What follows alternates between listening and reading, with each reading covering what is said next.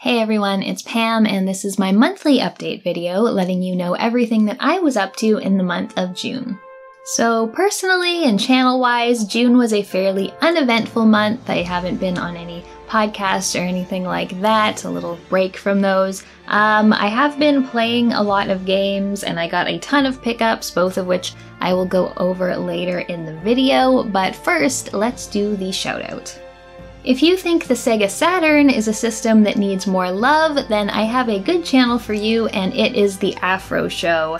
This is a smaller channel that creates videos mostly on disc-based games. It is a focus on retro, but focusing on the Sega Saturn, the PS1, the PS2. I really like that it covers games that I don't really talk too much about and I don't really know too much about. I rarely review Saturn games myself, and fighting games is also sort of a bit of a blank spot in my own gaming knowledge. So this channel talks a lot about fighting games, a lot about those disc-based systems. The videos are very thorough and informed and entertaining. One series that I really like on the channel is a sort of compendium of Sega Saturn game reviews. He'll go over all of the games he owns. I think he does them in batches of 10 and do a sort of mini review of each game as well as a recommendation for whether or not it's worth it to buy the game to have it be part of your collection. So if you are interested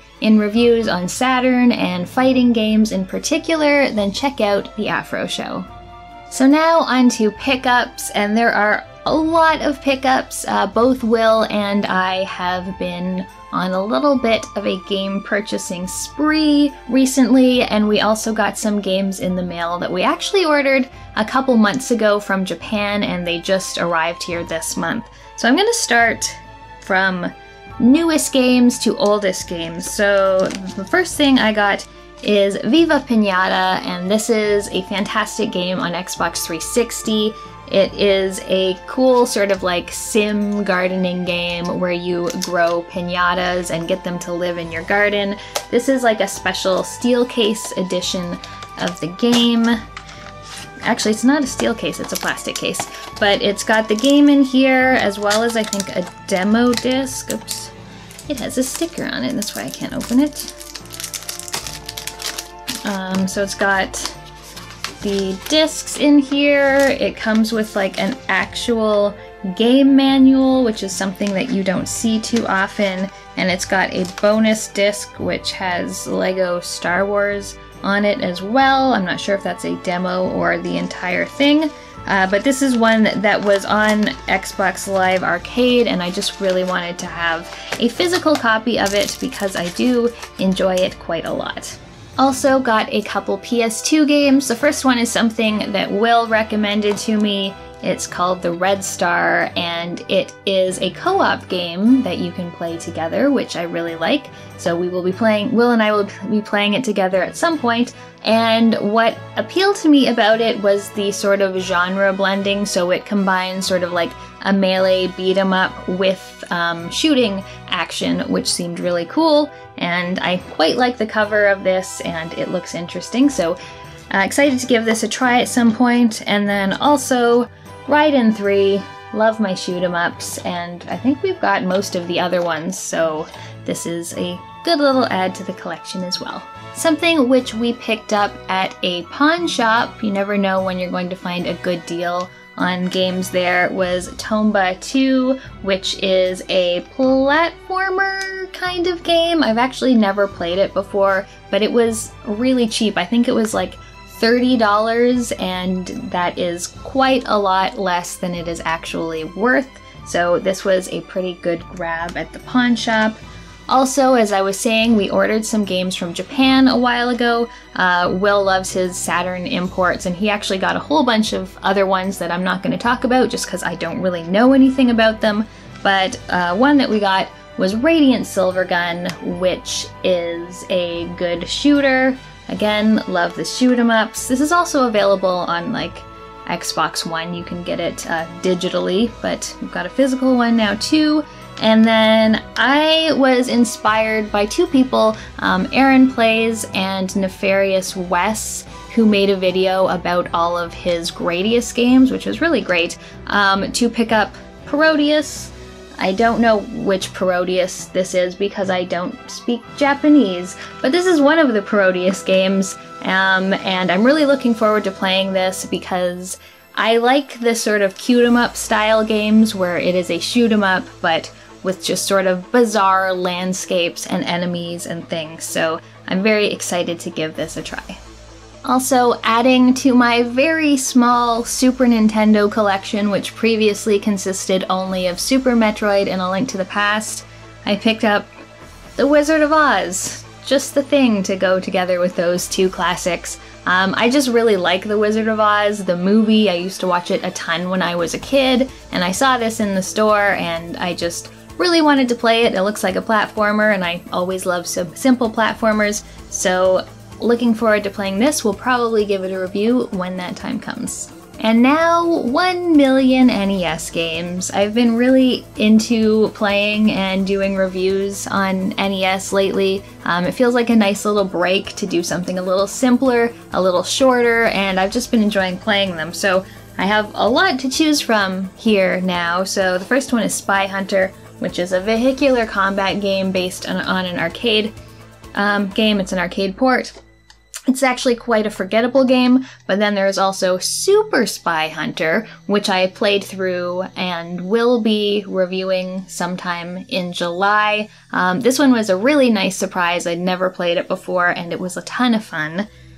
Also, got Caveman Games, which is like sort of a series of mini games. I think there's one where you like toss cave women, which sounds questionable, but we'll see. Also got Toxic Crusaders. This is one that Will got. Also McKids. We always think that like product tie-in games are not very good, but from what I've heard, most of the McDonald's games are actually pretty decent. What is this? Solomon's Key. So I always get these two games confused. For some reason, Solomon's Key and Solstice, they're different games, but I always confuse the two. One is kind of like a fire and ice puzzler, and one is like an isometric dungeon crawling kind of puzzler, and I don't remember which is which, but I have both of them. When I did my review on Isolated Warrior last month, was it last month? A lot of people brought up Zen Intergalactic Ninja, so I picked this one up as well, and I played it a little bit, and it's so cool. It's probably one of the most impressive looking NES games I've seen. Didn't play for too long, only tried a couple levels, but really looking forward to digging more into this one. I also got Zelda 2: Adventure of Link. This was the first Zelda game I ever played. I remember playing it at a friend's house and then borrowing it, and there was one part I just got completely stuck on. It was quite a challenging game, and I never got far as a kid. I also got Clash at Demon Head, which is like a platforming sort of run and gun shooter. I tried a little bit of this, haven't gotten too far yet. This is Stinger, and Will got this, and I actually know absolutely nothing about this game, so I can't tell you anything. Also got Scat, which is a really fun one, a sort of shooter. Mega Man 5. What is there to say about the Mega Man games? I've only played 2 still. I'll probably play 3 at some point, maybe, if I run out of other games to play. G.I. Joe, and Astyanax, which I have always kind of been interested in. I did play this a little bit this month. It kind of feels a little Castlevania to me in the way that the character moves and feels like he weighs 1,000,000 pounds.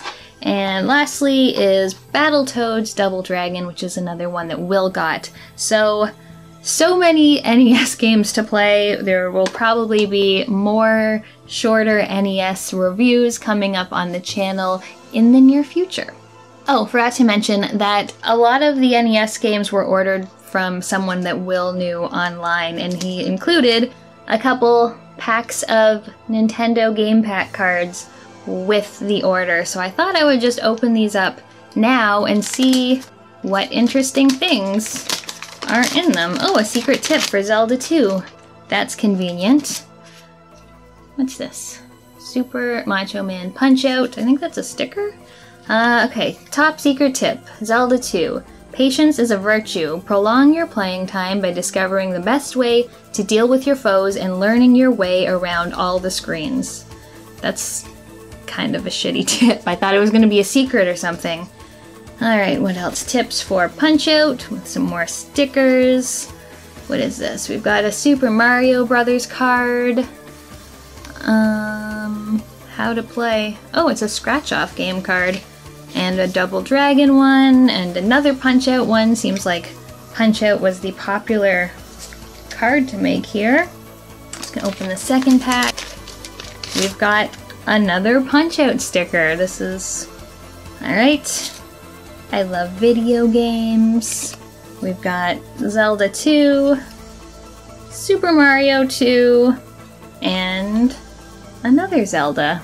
So I guess these are all just Nintendo developed games on these cards, but they're very cute. I don't know if I'm actually going to scratch any of them off. Not like I'm going to win anything. So that's cool. I don't think I ever had these cards as a kid. So now on to what I've been playing, and June was a month of playing all the games and finishing very few of them.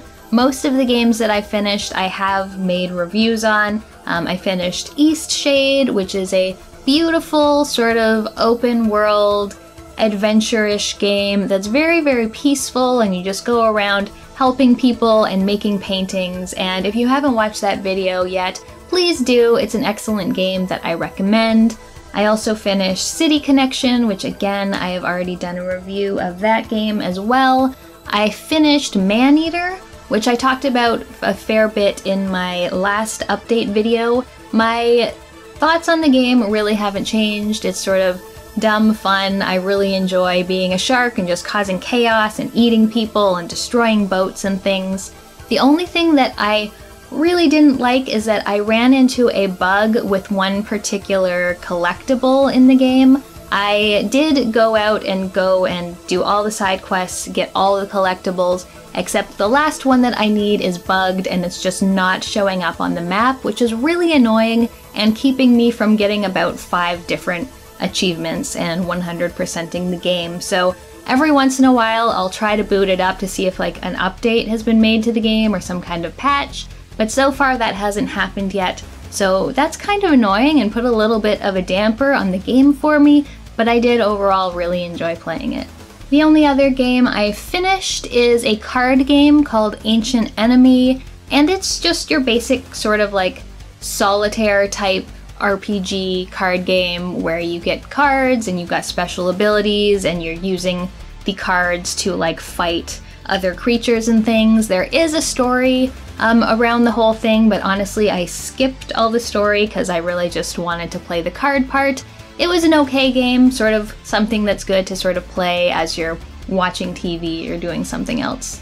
So since I have so few games to talk about in depth because I didn't really finish very much that I didn't already review, I just wanted to go over sort of the insanity of all of my games that are currently in progress. I use this site called Groovy, which is GROUVEE.com, and it's a way of just tracking your games, what you have played, what you're currently playing. You can put in like how many hours it took to beat it, your start and end dates, you can give it a rating, you can give things reviews and put them on shelves and categorize them and things. It's a really cool site that is very helpful in keeping track of what I'm playing because otherwise I'd probably forget. But according to this, I have 19 games on my currently playing shelf. Now some of these are quite old and I actually haven't touched them in a while, but I'm just going to go through them sort of from oldest to newest and just give a few words on each game so that I have something to talk about in this video. So the first one is Cube 2, and Cube 2 is a puzzle game. It's sort of along the lines of like a Portal-ish. You know, the mechanic's a little different, but you're using different mechanics to manipulate the environment, and there's like a story going on in the background and you're trying to figure out what's going on. I really liked Cube 1. I like Cube 2 as well. I honestly haven't played it in a few months. At this point, I've probably forgotten all the mechanics, but I would like to finish it because it is an interesting puzzle game, challenging but not too challenging. The second thing is Defense Grid 2, which is a tower defense game. Again, the first Defense Grid I finished a while ago. This is sort of an extension of that. You can build all kinds of different towers and like direct enemies to go down different paths in order to keep them from like attacking your core. Again, it's a lot of fun. It's one of those things where I'll just turn it on and play like one level for 15 or 20 minutes and then not go back to it again for a couple months. The next one is called Unepic, and I picked it up because I was looking for Metroidvanias, but I wouldn't exactly call it a Metroidvania. It's sort of like a 2D action-y dungeon crawling platformer thing, and honestly, I don't really like it. It's, the view is like super zoomed out and it's hard to see anything, and there's a lot of like story and dialogue that's really trying to be funny, but it's not very funny. So I think I might actually retire Unepic. I don't feel like I need to finish that one. Next is Indivisible, which is actually a very charming game. It's currently on Game Pass, and it's sort of like a... It's sort of hard to describe. You start and you're doing like platforming basically, but then when you get into combat, it's like a real-time group combat where you're assigning everyone to do specific things. Like it's kind of like an RPG-ish combat, but very fast-paced. I really like all the characters. The game itself is absolutely beautiful. My only issue with this is that it's way too long. Like considering what kind of game it is, I feel like it should be like a, you know, maybe 10 to 12 hour game, and I've already put that much time into it, but according to How Long to Beat and other sites like that, I'm not even halfway done, and that's just a little intimidating. Like, I feel like I've gotten everything I need to from the game, even though I'm nowhere near actually completing the story. So that's why this game has been on my playing shelf for quite a while, and I'm not sure if I'm gonna finish it, because I do really like it, but it's just going on for far too long.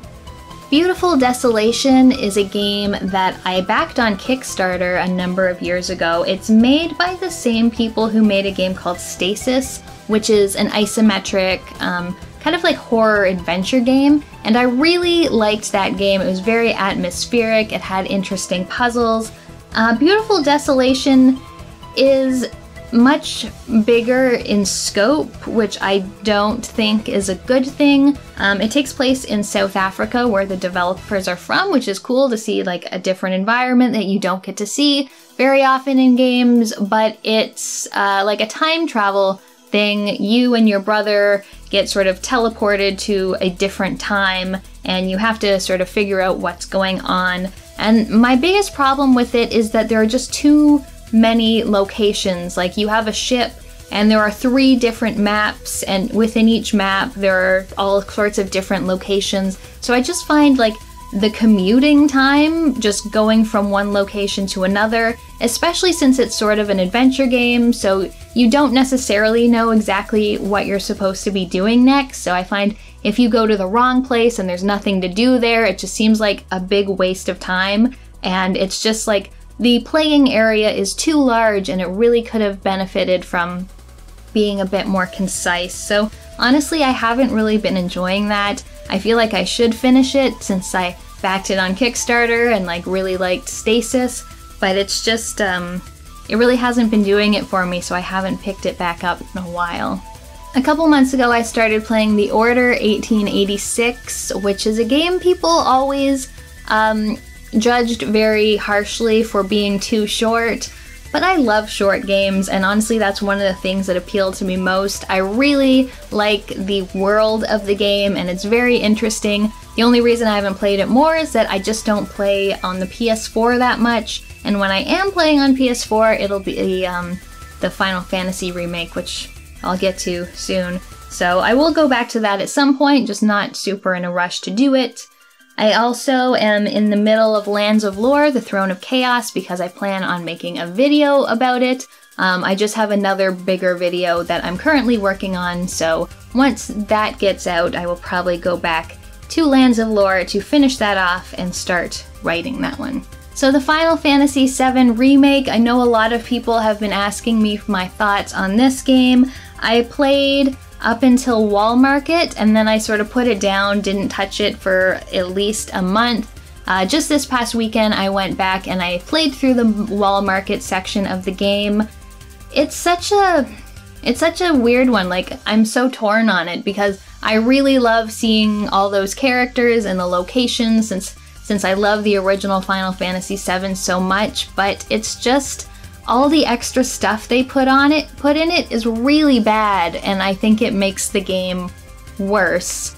So there's so many side quests, and even though I have actually started skipping the side quests, it just feels, I don't know, I don't like that they're there. Like, I just finished Wall Market, and poor Cloud got the dowdiest dress, and poor Aerith was in like this really plain dress. Meanwhile, Tifa's looking amazing, and I felt so bad for giving them the worst outfits, but I just wasn't going to spend like 30 minutes doing squats in a video game. So it's weird. It just, they made it too long. Like, it doesn't need to be that long. Like, I've played 15 hours. I would have been out of Midgar long ago in the original, and while there is some things that I like the extra parts with Jessie and Biggs and Wedge, a lot of the boss fights don't need to be there, and it's just, they put too much into it, but yeah. So I will continue making my way through it slowly,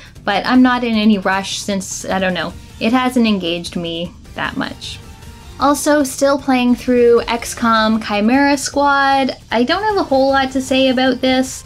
You know how much I love XCOM. This sort of takes things and simplifies it quite a bit, but gives the characters you're playing with like actual characters, and it's alright. I just have been playing another strategy game that has caught my interest more. So the strategy game that I have been playing regularly and has really captured my attention is called Druidstone: The Secret of the Menhir Forest. And this is by Control Alt Ninja, who made the games The Legend of Grimrock and the sequel. And those are really excellent 3D dungeon crawlers in the Lands of Lore sort of style. And Druidstone is much different than those in that it is a tactical turn-based strategy game, and I've really been enjoying it. You get up to 4 characters to play with, and it's not like a, at first I thought it was like an isometric RPG. It's not really like that. You get a map, and in the map will open a bunch of different scenarios, and you can do those in whichever order you like as long as they're open to you. When you start one, you'll see a little story bit, and then you'll go directly into combat. So there's no like walking around and talking to people or anything. But the combat is really fun. It's quite challenging. Every scenario has both a main goal for you to accomplish as well as some side goals that you can do for extra experience or like extra skill ups and things like that. And I'm really having a lot of fun with it and should be finishing that one fairly soon. I'm also playing through Suikoden 2. I haven't played it in a little while because Will stole my Framemeister, but I am getting that back soon, so I will be playing through Suikoden 2 some more, and I will be reviewing that one eventually as well. I've also been playing the Dark Pictures Man of Medan, and so far I'm finding it fairly inferior to Until Dawn, which was the first one by these developers. I really hate the characters. I know a lot of people didn't like some of the characters in Until Dawn and actively wished for their deaths, but I'm finding the characters are even more unlikable in this one. It's just like a bunch of rich kids on a boat diving when they're not supposed to, and now they're on a ghost ship, so serves them right. Yeah, so far it's just okay. The gameplay is same old sort of like QTEs and making sort of dialogue responses. I often find I don't know which character I'm playing as because it sort of switches characters without any fanfare, but I will continue and I will finish that since I don't think it's too long of a game. but so far, like, definitely not living up to Until Dawn. I've also been playing Legend of Zelda: A Link to the Past. I've been trying to play the games that are considered classics that I just missed out on, usually because of something like I never had a Super Nintendo. So I will be reviewing this sort of in the style of my Super Metroid review, as, you know, someone who is playing these classic games for the first time as an adult, and how I think they hold up today. So far, it's pretty fun. I'm still fairly early on in the game. I just finished the Eastern Temple. I do really like the temples. I like traveling around the world a little bit less. For some reason, I just am no good at finding cracks in walls. Like, I just don't even see them, and I have to look at a guide to figure out how to get extra hearts and things. I've also been dipping back into No Man's Sky. I know when it came out, it wasn't all that impressive, but there have been so many updates made to the game, and it seems like people's opinions of it have really turned around.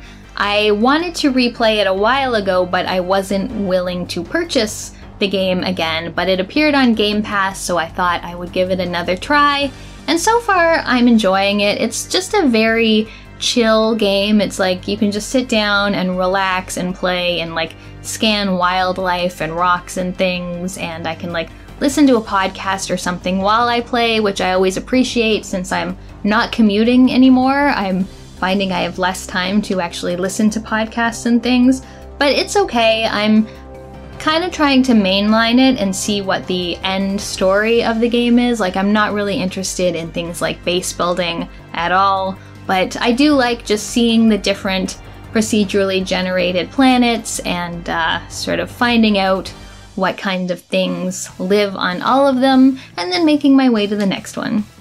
Oh, apparently I forgot to bring a pickup in here for the video, but I'm playing through CSI Crime Scene Investigation Hard Evidence, which is an Xbox 360 game that I picked up at a store for a couple bucks. I remember playing the CSI games on PS2. I had never played one on the 360, but from what I remember, they play almost exactly the same. It's just finding evidence, using the right tool to examine it, questioning people. I used to really love CSI when I was like a teenager. I was like super into like the forensics and things, even took a couple classes on it in university. The game isn't fantastic. It's sort of something to pass the time, and it's kind of a nice little bit of nostalgia, but not the best game. Also, since apparently I don't have enough to play, I decided I was going to start a new playthrough of Divinity Original Sin 2, which is a questionable choice because of how big that game is. I decided to start a new playthrough as Losa, and it's going okay so far. I'm not very far into it. It's honestly a little intimidating. Like, I've played through the whole thing before, and I think it's an absolutely fantastic game, but it's just overwhelming. Like, it's very long, there's a lot of story, there's a lot of things to know with your inventory and your combat and the crafting and everything. So I don't know why I decided I needed to play through this right now, but I guess I just like sinking hours into games. So been playing through that, gonna be playing through it rather slowly, much slower than the first time. Alright. Getting close to the end, only 3 more left. Observation, another one that got added to Game Pass recently. I really wanted to play this, but it was only on the Epic Game Store when it came out, so I never picked it up.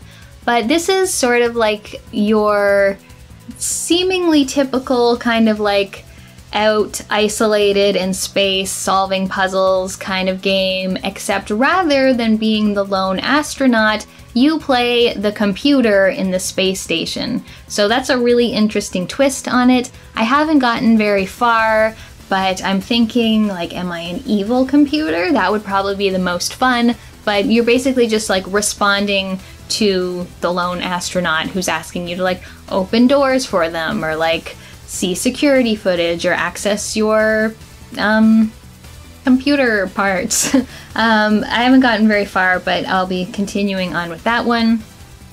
The other game that I have been really getting into in the last couple days is The Messenger, which is a platformer, and it's very good. It reminds me a lot of Shovel Knight, just in the sheer sort of like competence of the design. The movements are all really good, the pixel art's all really nice. It's a little meta and fourth wall breaking, which can get a little bit annoying at times, but I think the platforming is very strong and I've been having a lot of fun with it.